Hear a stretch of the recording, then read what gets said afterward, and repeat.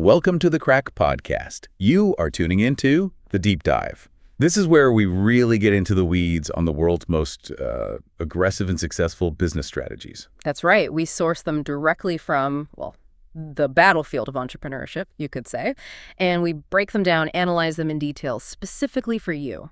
Today, our mission, it feels pretty profound, actually. We're doing a deep dive into the absolute foundational rules of creating wealth today. Yeah, and the material we've gathered is powerful. It's based on the real-world experience of a leading entrepreneur, someone who went from, completely broke, actually drowning in debt, Right. to building multiple companies, and not just any companies. We're talking multi-nine-figure exits. That kind of story, it's more than just compelling, isn't it? It's practically a blueprint. We're looking at 10 core rules here. And many of them are really counterintuitive, things you wouldn't expect. Exactly. They explain how that level of success was achieved. So this deep dive, it's really your shortcut to understanding the mindset, the actual behaviors you need to shift from, struggling to making serious money, millions even, and doing it relatively quickly once things click. And this isn't theory, right? We're not talking abstract ideas. No. We are unpacking the operational strategies, the psychological shifts required. This analysis, I think it's going to shatter some common myths, like needing rich parents or some kind of golden ticket to succeed. Okay, and here's the hook for you listening.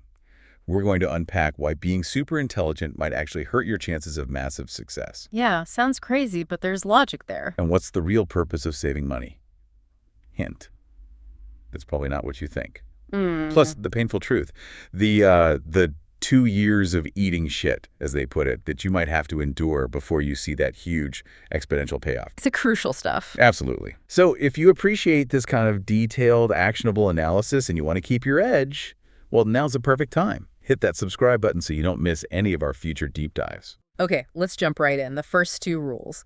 They really redefine what's needed for financial success. We're starting with intelligence, or lack thereof, and then security.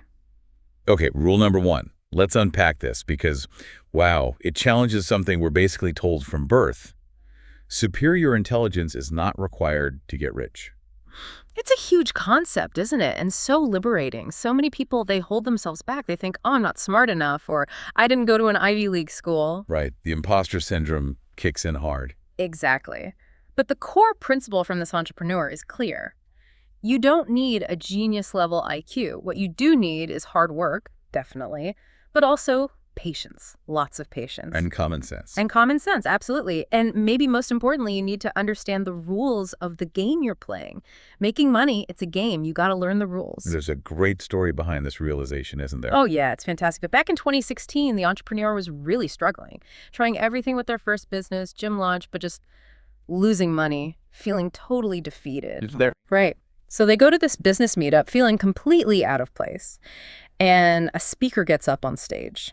And the entrepreneur's first thought is, honestly, this guy seems kind of like an idiot. Huh, okay. Brutal honesty. But then this quote-unquote idiot starts talking, and he's complaining about being stuck at $400,000 a month in recurring revenue. Stuck. At $500,000 a month. But number, $400,000 a month. That was the lightning bolt moment. It wasn't like this guy was some kind of visionary genius. It was just systematic, huge success. And the realization hits. Yeah. Wait a second. I feel like I'm definitely smarter than this person. If he can pull in that kind of revenue, then my intelligence level cannot be the thing holding me back. It wasn't about being smarter than him, but realizing intelligence wasn't the barrier. He understood the game better. Precisely. The focus shifts completely. You stop worrying about your innate IQ points and you start focusing on, strategic execution. How well do you play the game? And this leads to what they call the dumb advantage, which sounds, again, totally counterintuitive. Yeah, it does. But think about it. We assume brilliance is the key. But people who are super smart, they often get paralyzed. They overanalyze everything. They see too much of the risk. Exactly that. They can map out 50 ways something could go wrong. They model all the variables, the market shifts, the competitor responses. And they end up doing nothing. Right. Because the timing's never perfect, the plan isn't 100% foolproof, they need total optimization before they pull the trigger. It's the paralysis of perfection. Whereas someone with this dumb advantage, maybe they're less bogged down by all the potential downsides. They are. They're willing to take the plunge based more on, common sense, a gut feeling, and a commitment to just work incredibly hard, they might jump on an opportunity that the super smart person analyzed to death and passed up. So action over analysis wins out. In many cases, yes. You don't need to be right 100% of the time. You just need to execute faster and learn quicker than the person who's still running the numbers. It fundamentally shifts the focus from how smart you are to how smart you work. Making good decisions, putting in the hours, having the patience. If you have those, the IQ thing isn't the bottleneck. Exactly. That's the foundation. Execution over genius. Okay, phenomenal foundation. Yeah. But execution, taking those big swings, it requires a sense of safety, doesn't it? Which leads us right into rule number 2. Saving creates security, not wealth. Yes, and this rule is so important because it reframes that whole save your pennies mantra we all hear. Saving money, in and of itself, it won't make you rich. You can't pinch pennies your way to $1 billion. Right. Seems obvious when you say it like that. But saving is absolutely crucial. It's a defense mechanism. It builds the security you need to be able to take calculated risks. And that's what makes you money, the risk-taking. So savings aren't the end goal. They're the launch pad for the offense. Perfectly put. They're the launch pad.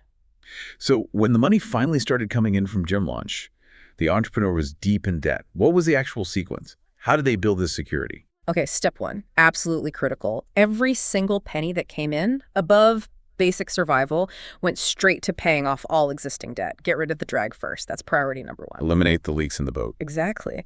Step 2 was creating what they called the oh shit fund. Love it. It's not a retirement fund, not an investment fund. It's pure security. Enough cash set aside to pay all the bills, cover living expenses for a good chunk of time, maybe 6 months, a year, That's cool. and have enough capital to start completely from scratch if the main business went totally bust tomorrow, like absolute worst case scenario buffer. And having that fund, that safety net, Yeah. what did that actually do? What was the immediate impact? It killed the existential fear. That constant background hum of what if this all fails, it went away. Which must free up enormous mental energy. Immense. It unlocked creativity because now failure didn't mean personal ruin, didn't mean getting evicted.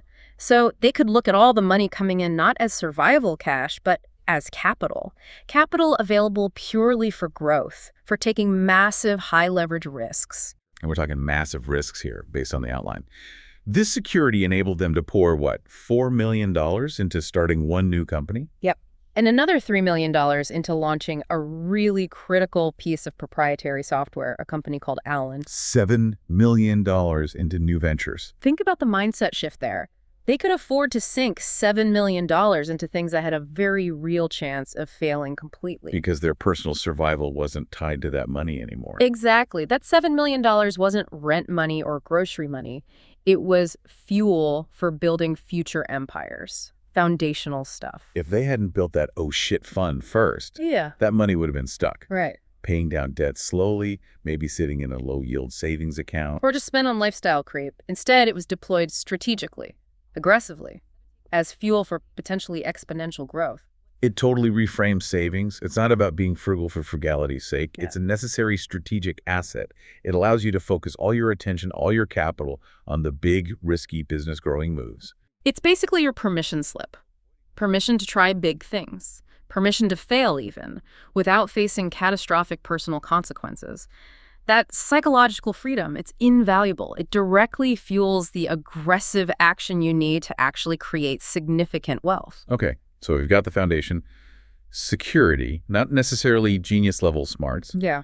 but security just gives you the ability to jump off the cliff, right? Rule 3 deals with what happens after you jump. And honestly, it sounds pretty brutal, the exponential lag period. It is brutal. Yeah. And it runs completely counter to our modern need for instant gratification, instant feedback. Tell us the core principle. The core principle is that real wealth, significant wealth, it's almost always the result of massively delayed gratification. You make basically no money, or you might even lose money for a significant chunk of time. And then, seemingly out of nowhere, you make all of the money at once, or at least it feels that way. It comes in an exponential rush. The entrepreneur has the hard numbers on this from their own experience, right? The first 2 years of Gym Launch. Yeah. Resulted in significant financial losses, not breaking even, losing money, pouring everything back in and still ending up in the red. Yet when the success finally hit, everyone on the outside just called it luck. overnight success. Of course they did, because they didn't see the 2 years of grinding, of losses, of near bankruptcy terror that came before it. They missed the compounding effect that was happening below the surface. Okay, let's talk about that compounding. There's a connection to the Dunning-Kruger effect here. Yeah, it's an interesting lens. You know Dunning-Kruger, initially when you start something new, you overestimate your ability. Your confidence is high, maybe unjustifiably so. Right. Mount Stupid, as they call it. Exactly. And that initial overconfidence is actually kind of necessary. If entrepreneurs truly knew from day one exactly how incredibly hard it was going to be. Maybe you wouldn't even start. Probably not. So you start with high confidence, then reality hits. You plummet into the valley of despair. You realize, oh my God, I actually suck at this, and this is way harder than I thought. That's the make or break point. The eating shit phase you mentioned. That's the one. And sticking through that period, that's when the magic happens, even if you can't see it. That's when the skills really start to accumulate and compound. Can you give an example? What skills were compounding during those loss-making years for Gym Launch? Okay, so while they were losing money, they were simultaneously mastering the absolute intricacies of running a gym business. Sales funnels, lead generation, client fulfillment, operations. They were failing publicly, but learning privately at an incredible rate. Collecting data points on what doesn't work. Thousands of them, painful lessons. So when things finally started to accelerate, it wasn't guesswork anymore. They were deploying battle-tested systems built on all those failures, all those lessons learned during that lag period. And that's how you get that insane result. 2 years of thinking you're heading for bankruptcy. Genuinely believing it was about to collapse. And then, boom, $0 to $7 million in revenue in just 6 months. And then $0 to $27 million in 2.5 years. That acceleration wasn't luck. It was the massively delayed payout from those compounded skills finally hitting critical mass. So the message is clear. You cannot skip the hard part, the eating shit phase. Absolutely not. It costs time, it costs effort, often it costs money you don't have. Look at the legends. Howard Schultz, the Starbucks guy. 17 years before Starbucks was consistently profitable, he had to borrow money just to make payroll sometimes. 17 years. The principle holds. The bigger the financial outcome you're aiming for, the longer and deeper that period of delayed gratification likely needs to be. If you quit during that lag, you essentially forfeit all the investment time, money, learning that you've already put in. That patience, though, right? It only really pays off if you're aiming for something truly excellent, right? Which transitions us perfectly into rule number 4. Money always chases the best. Yes. This is where we connect the dots between the value you create and the income you receive. It's a fundamental law. Explain the difference. Yeah. Good versus excellent. Okay, so when you're just good at something, maybe average or slightly above, you're the one chasing money. You're applying for jobs, competing on price, trying to convince people to hire you. You're a commodity. Pretty much. But when you become excellent, truly world-class, the best or perceived as the best, the dynamic flips. Money starts chasing you. Why? Because excellence creates scarcity. True excellence is rare. And money, capital, opportunity, it's naturally attracted to scarce, high-value resources. It flows towards demonstrated value. The entrepreneur had a mentor early on who gave some advice about this. Yeah, simple but profound advice. The entrepreneur asked how to get more clients. The mentor just said, focus on being the best. Forget the rest. Not just be good, but be the best. And crucially, build evidence that you're the best. That's the key word, evidence. It's not enough to just be good. You have to demonstrate it in a way the market understands and values. And the strategy they used was competing in a fitness competition.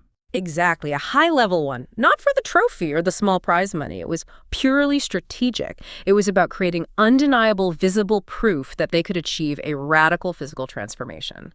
Proof of competence, discipline, and results. Let's use that comparison you mentioned, the local gym trainer versus the celebrity trainer. Right, so you've got trainer A at the YMCA, charges maybe $50 an hour, good intentions, probably knows their stuff, but has zero visible track record, no major success stories. Okay. Then you've got trainer B. This trainer took someone famous, let's use the Kim Kardashian example, took them from average shape to like magazine cover ripped, 30 pounds down, visible abs, the whole deal. A clear, dramatic public transformation. The value is instantly obvious. Completely obvious. So trainer B can command, what, $10,000 for a consultation, maybe more, while trainer A is struggling to fill their $50 slots. That's a massive difference. Because trainer B demonstrated excellence first. They created massive, tangible, highly visible value. That created scarcity and desirability. Excellence is the prerequisite. Money chased them. And getting to that level, Yeah. number one, it requires an almost unhealthy level of focus, doesn't it? Unhealthy is maybe the right word. The entrepreneur uses stronger language.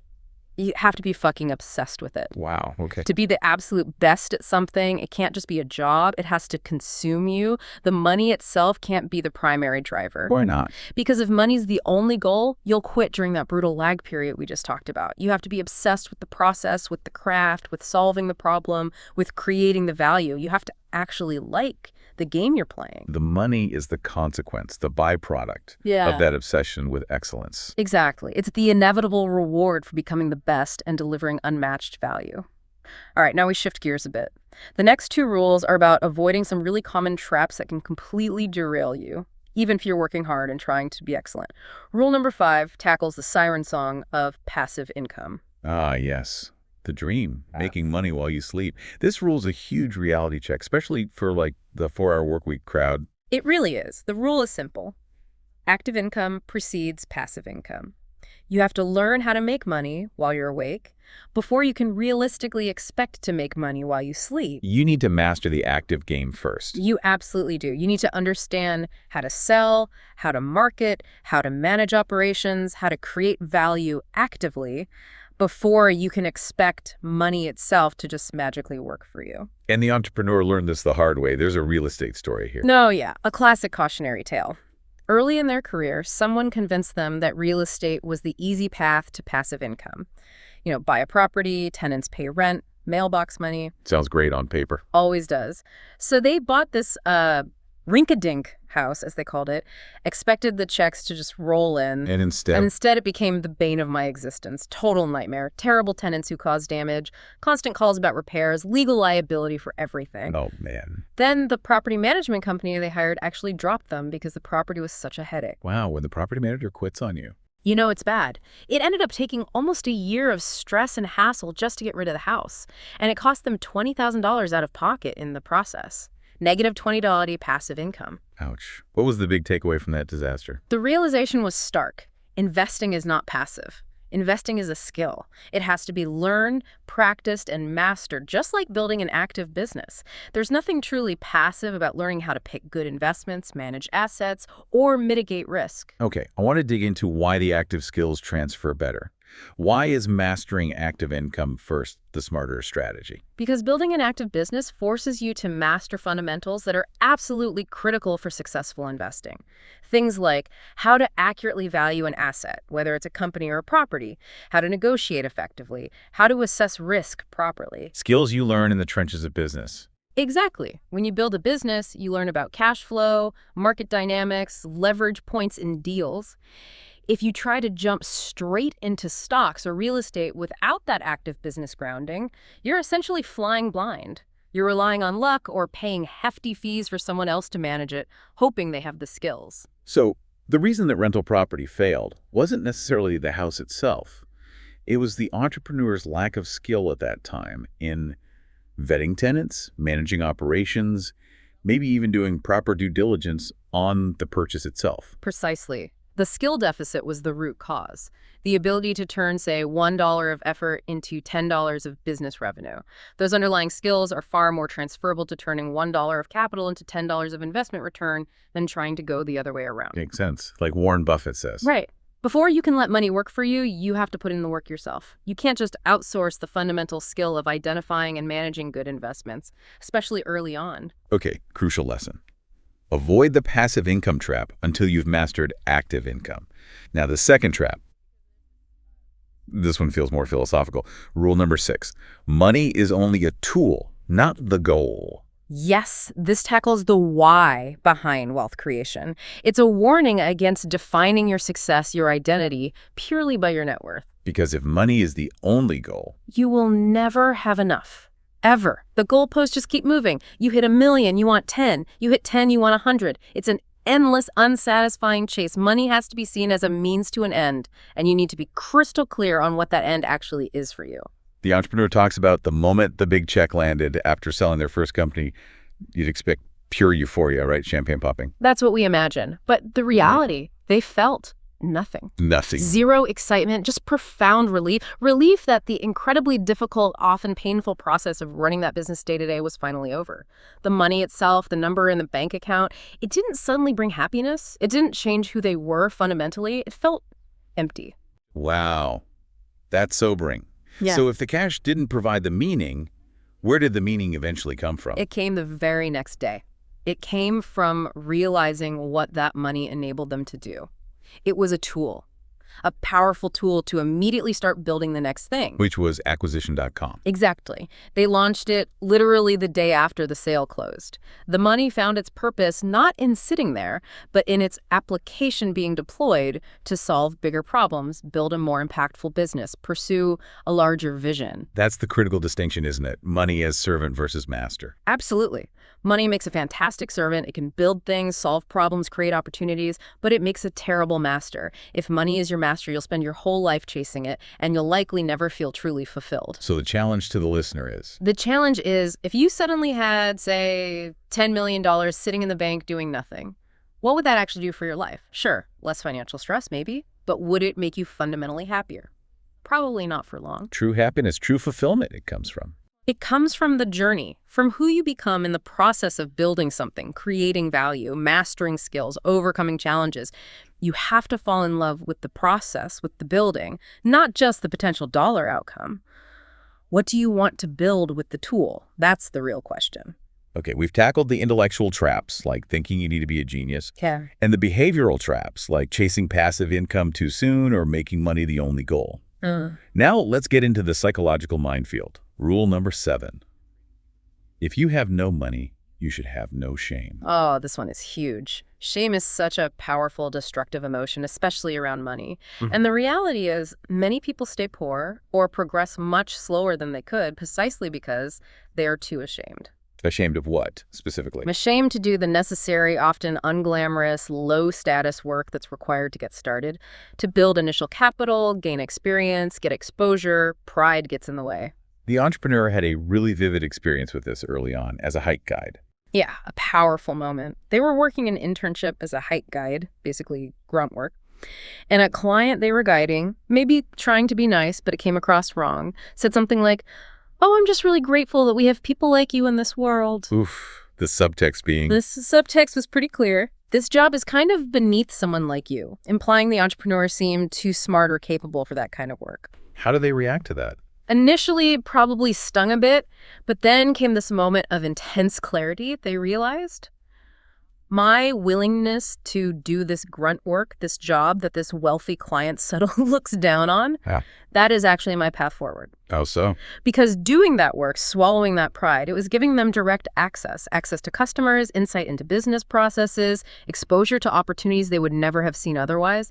They understood that being willing to be temporarily embarrassed or do low-status work was the price of admission for permanent gain later on. But wait, doesn't that kind of contradict the earlier rule about chasing excellence and solving hard, high-value problems? Shouldn't you always be aiming higher than grunt work? That's the crucial tension. You're right. You should absolutely aim for the high-value problems long-term, but the initial capital, the foundational skills, the real-world experience needed to even attempt those big problems, that has to come from somewhere. And if you're starting with literally nothing... Then, as the entrepreneur puts it, there's nothing below your pay rate. You take the work you can get, you do the unsexy stuff to pay off debt. Remember Rule 2, security first. You do it to build that initial skill stack.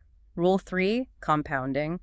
Shame has no place in that phase. The shame belongs to those who aren't even trying to improve their situation. Exactly. There's that quote from Pericles, "Poverty is not a disgrace, but not striving to overcome it is." If you are actively striving, busting your ass to get ahead, even if it's cleaning toilets or guiding hikes, there is zero room for shame. You prioritize action over ego every single time. And letting go of that shame, it must free up so much mental bandwidth. Tremendous amounts. Energy that would otherwise be wasted worrying about what will people think can now be channeled directly into learning, earning, and building. Okay, so you eliminate shame about doing what needs to be done. But then you also have to eliminate the other big psychological trap, comparing yourself to others, which is rule number 8.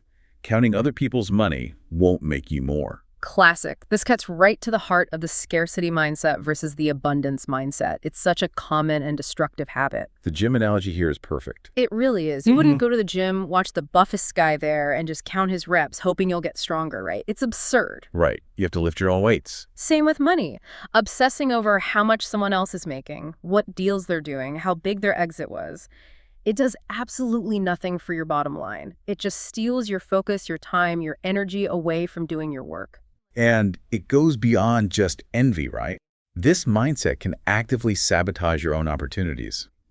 There's a story about a deal at Acquisition.com. A really stunning example. They were working on a huge potential acquisition. The deal looked fantastic for Acquisition.com, a really good strategic fit, great numbers. Promising. Very.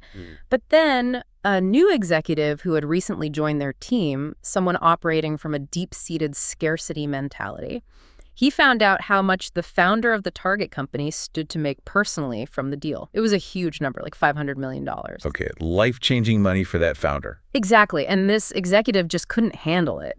He decided it was unfair, that the founder was getting too much out of the deal, even though the deal was still great for their side. His focus shifted entirely to the other guy's winnings. And he sabotaged the deal. He effectively did. He created friction, raised objections based on this perceived unfairness, and the whole thing fell apart. What happened to the target company later? It went on to 10x in value over the next few years. So not only did they miss out on the original massive opportunity because of this executive's envy, They probably ended up competing against a much stronger company later, or paying way more if they ever tried to acquire it again. Exactly. It was a catastrophic mistake rooted entirely in counting someone else's money. So the key is the abundance mindset. Absolutely. Truly wealthy people, people with an abundance mindset, they are genuinely happy when other people succeed, when other people make money. They know success isn't a zero-sum game. There isn't a fixed pie. More value can always be created. And the best deals are win-win anyway. Always. If you go into every negotiation trying to squeeze every last drop out of the other side, trying to make sure they feel like they lost, you'll end up with bad blood, maybe no deal at all, or just worse deals overall. The best, most profitable, long-term relationships happen when both sides feel like they got a great outcome. So stop looking over the fence. Focus on your own garden. Exactly. The grass is greener where you water it. Put 100% of that energy into increasing the value you provide, solving your customers' problems, building your business. Stop auditing everyone else's success. Okay, we're heading into the home stretch. The last two rules. These really crystallize the how-to of execution and scaling your rewards. Rule number 9 is, well, it's a direct smackdown to a lot of self-help fluff. Change your behavior, not your beliefs. Ooh, okay. This goes against the whole manifestation movement, doesn't it? The idea that if you just believe hard enough, wealth will magically appear. It directly confronts that, yes.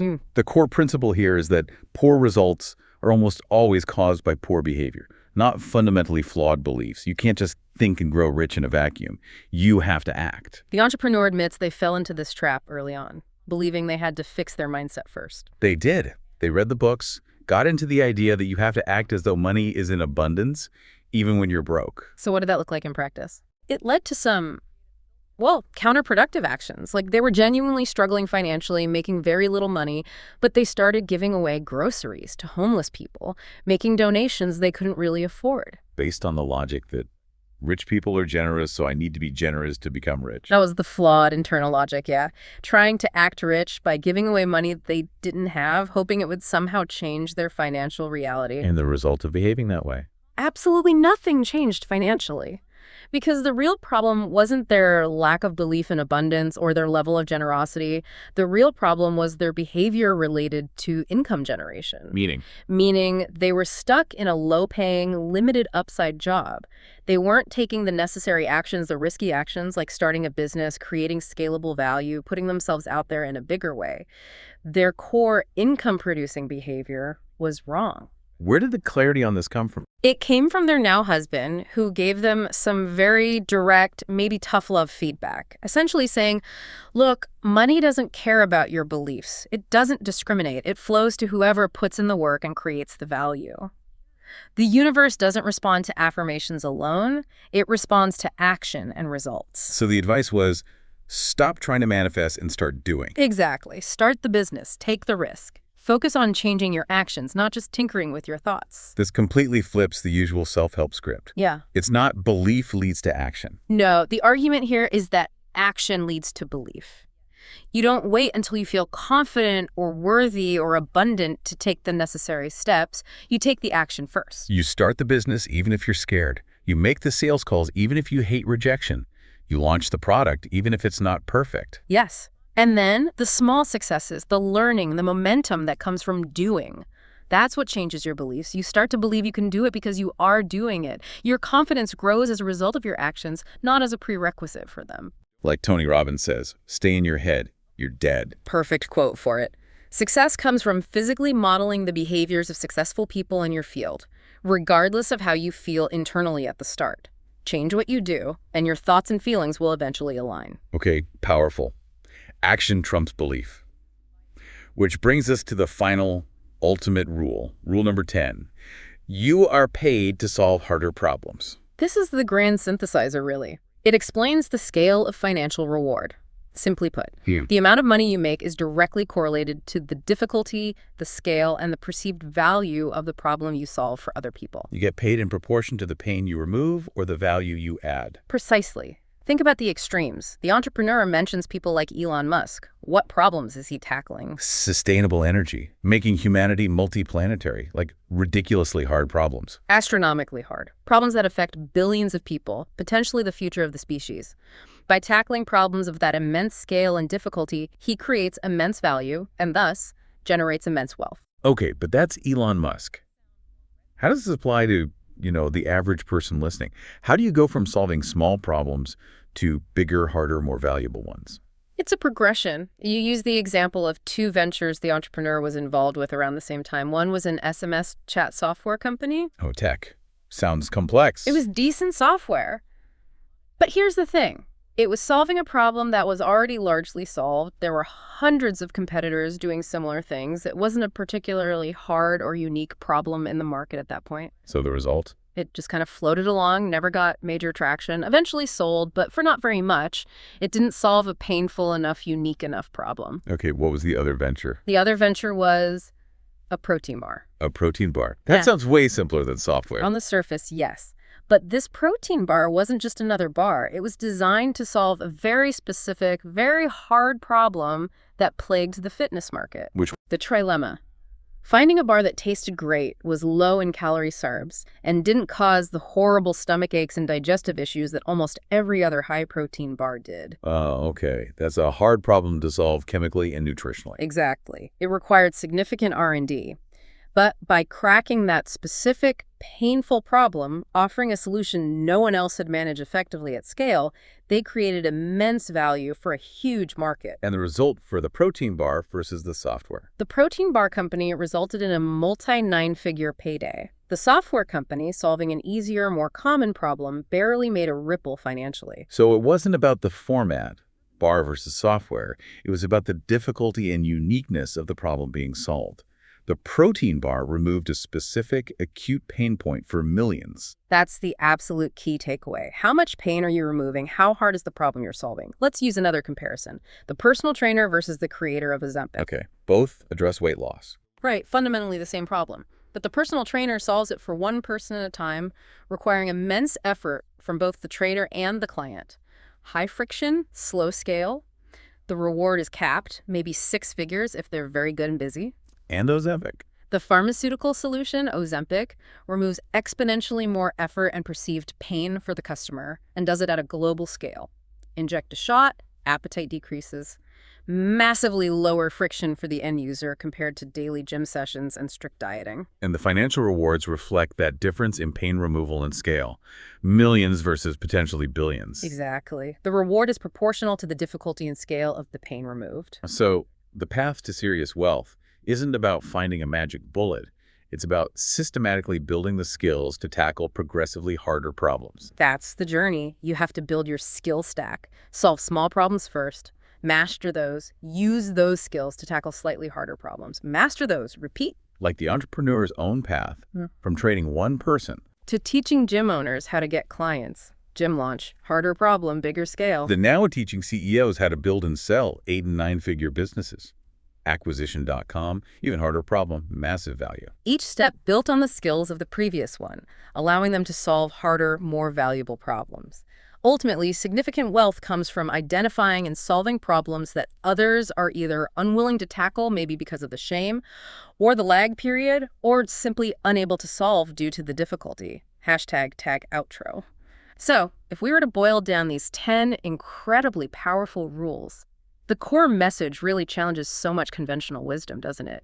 Success isn't just about smarts, it's about execution fueled by security.